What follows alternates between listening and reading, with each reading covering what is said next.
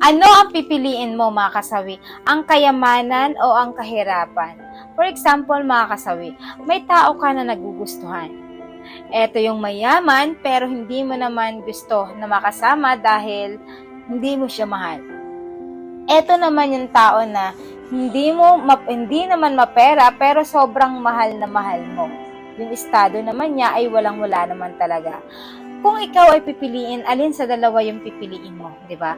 Para sa akin mga kasabi, yung pipiliin ko ay yung hindi naman siya mayaman pero alam ko na doon ako sumasaya.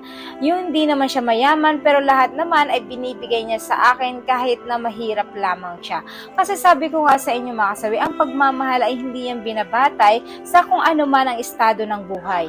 Kung mayaman man ito or mahirap, ang mahalaga itanggap ko kung ano siya. Kung mahirap man siya, okay lang. Para sa akin, basta ang mahalaga ay yung nararamdaman ko para